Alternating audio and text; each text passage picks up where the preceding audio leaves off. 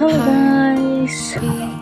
For today's video po mga kapit-lovers, kakain po tayo ng red berry mga kapit-lover. Yan, fresh na fresh po yan. Galing po yan talaga sa garden. Bago pitas lang po yan mga kapit-lover. Yan, red berry, hindi blueberry. Sabi yan.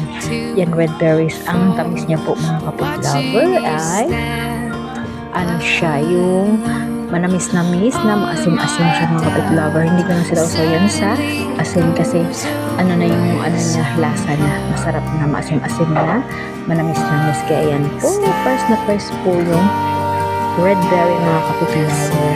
Ayan, masarap po yun siya mga kapit-lover. Kaya kain-kain po tayo mga kapit-lover. Ayan po ay galing garden pa, bagong pitas. Ayan ang nakain ko dyan, mga 10 piraso. Mayroon pa rin doon. Kaso hindi pa masyadong hinog. Kaya bukas papakita ko sa inyo na talaga nandoon talaga sa garden. Kaya yan po, malaki po siya mga kapit-lover. Yan, red berry mga kapit-lover. Kaya kain-kain po tayo. Dali kain po tayo mga kapit-lover. Yan po siya. Masarap po talaga kasi lalong-lalo na pag bagong pitas yung ating food. Kaya kain po mga kapit-lover. Sobrang sarap niya, hindi mo kailangan isaw-saw sa asin kasi malamis-manis na maasin-asin. Kaya yan po mga kapit-lover, kain-kain ka po. Kaya yan, last bite. Kaya bye-bye na mga kapit-lover. Take up sa lahat. God bless. See you.